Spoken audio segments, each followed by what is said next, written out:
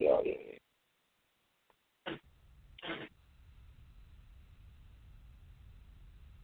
And he said his name was Khalil. I don't know. I thought it was a white guy. But either way, it is what it is. But the phone lines are open, folks, 917-889-8825. That's 917-889-8825. We're going to go ahead and take the break, and we'll get back with more Baltimore's Talking Live and the Black History Minute. Black History Minutes? Yep, Black History Minute. So keep it locked where you got it, and we'll be right back. Don't go away. Thanks for listening.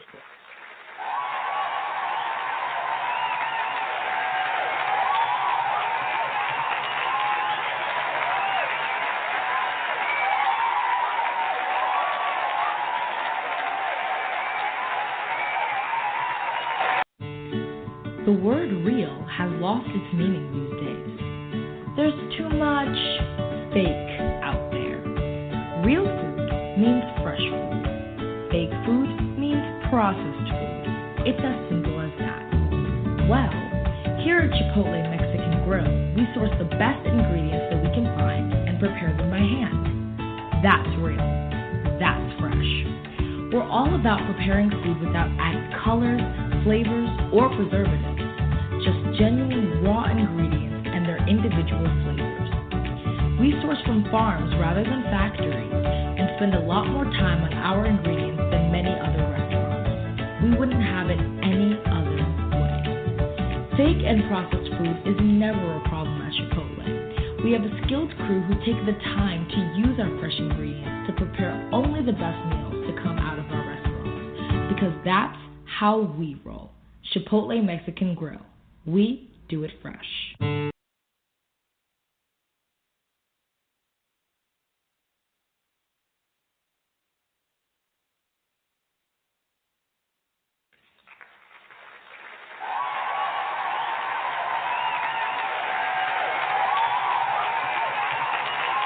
Hello, everybody. Welcome to Baltimore's Talking Live. Host Dr. Q, co-host is me, Aaron Green. And I want to take you to a Black History Minute. And our Black History Minute today is Bill Russell. Bill Russell was a celebrated African-American retired basketball player. He played for center for the National Basketball Association for Boston Celtics team. His relentless effort earned him a 12-time All-Star title and the Most Valuable Player Award title. Russell's remarkable victories made him the centerpiece of the Celtics dynasty. During his 13-year-long career, he won 11 NBA championships. And also, today is his birthday. Happy birthday. Bill Russell, this is your Black History Minute. Over there at the Q to fact or fiction. I'm just going to add in a couple of Black History Minutes for what's that, the 13th and Valentine's Day, if we got any. For the 13th, of course, you know, today is supposed to be Lincoln's birthday. That's why they got all these sales going on. But also today, the NAACP was founded after a riot in Springfield, Illinois. On 1909, the first black pro basketball team in the United States, first black pro basketball team in the United States, called the Renaissance, was organized February 13, 1923. And on Valentine's Day, Morehouse College was founded in Atlanta, Georgia, 1867. Also, Frederick Douglass, the abolitionist, was born 1817, died 1895. So Frederick Douglass' birthday was February 14th.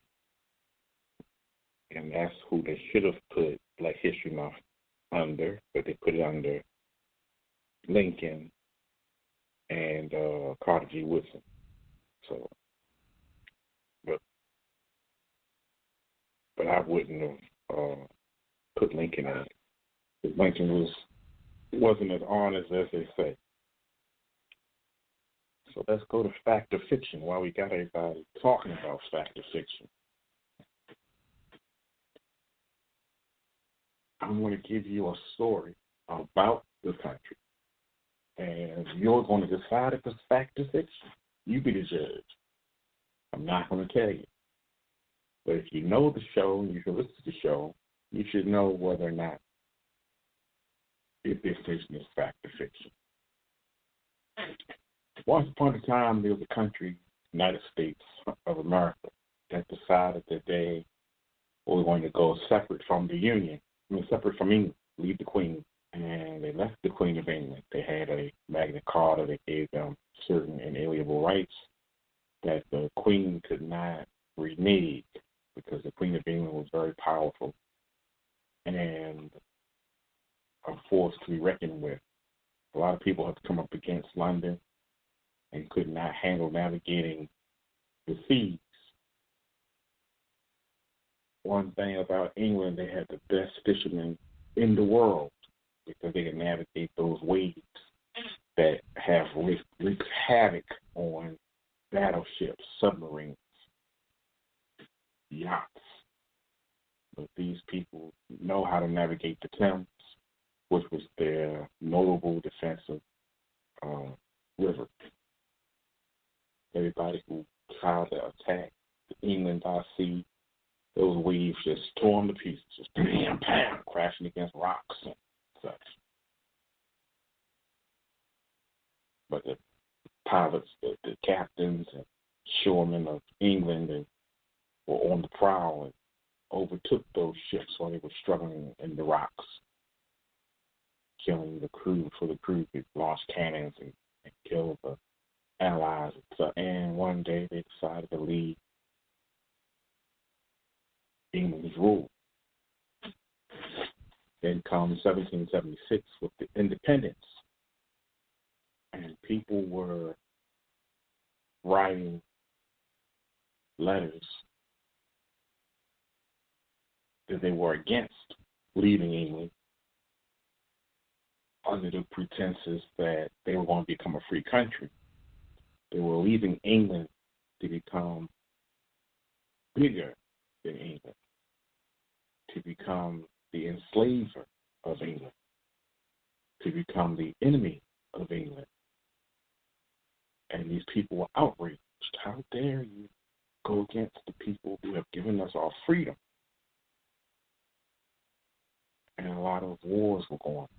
When the rumors had reached England and France, England sat back and watched and waited. Let the French go in.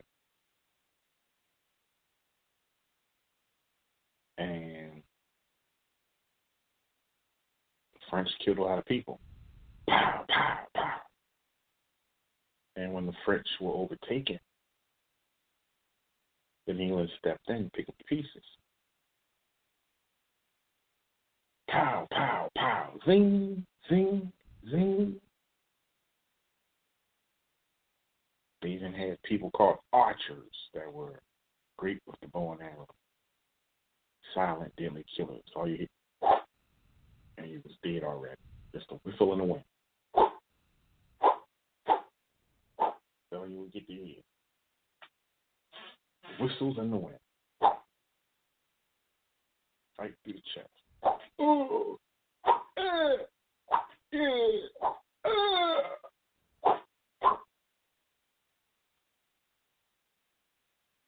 and then came go walk the streets of Boston. They always would enter Boston because Boston had a pier large enough and wide enough for the ships to dock. Couldn't dock anywhere else. You definitely couldn't dock at the Baltimore Harbor because the harbor was too small. It was shallow. This was long before Schaefer was born to dredge the harbor so boats could get to Baltimore. But the closest you could get was the middle of nothing. Then you would have to take a paddle boat and paddle over. And even when you paddle over, you still didn't get close enough. But then you had to walk across the mud, pulling the boat to the shore. That's how shallow it was to try to get to the shores of Baltimore, whereas Boston was very, very deep and wide that they could pull the boat straight to the pier, boom, just jump off and tie on the anchor and go. Then came an informant who was working with the British, who said, this is what we were planning, this is what we were going to do. His name was Benedict Arnold. And Benedict Arnold came and told another person who was a neighborhood watchman. You all know his name, Paul Revere. And Paul Revere became the neighborhood snitch. And he ran out and told people what was happening. The British are coming, the British are coming, the British are coming. And Benedict Arnold got hung for betraying the British, not for betraying the English town or Jamestown area. He was killed for betraying the crown. Because it looked like you had them walking into an ambush. The people knew Queen dares not to be embarrassed or made a fool of, so they had to make an example. History books will tell you that British was the bad guy. Were they really the bad guy? If they were that bad, would they have given America the independence? No. Maybe. Fact, fiction. Then comes black soldiers walking the field. And the Confederacy comes. They're tired of black leadership. They had Haitian people in charge. They had French blacks in charge. They had South African blacks in charge. They had West Indian blacks in charge. Every election, there was some black holding an office over white folk. And they had this contempt by the Democratic Party. They were tired of taking orders from a nigger. So they barricaded the doors, set those doors on fire. They didn't have fire detectors and sprinklers and stuff back then. So everybody who was in session, congressmen, representatives, Whig Party members, Tea Party members, they all died to a crisp. The president called for a state of emergency. But to prevent him from calling for a state of emergency, they asked for the General of the United States Army to barricade the doors. Everything that we're talking about with Donald Trump has happened before in the past. Soldiers barricaded the doors to the Capitol building. They barricaded the doors to the White House. There was no Marine Corps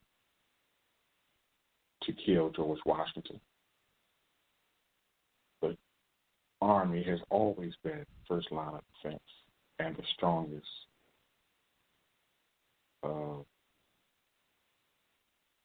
militants, the strongest militia. And it says the president is unable to regain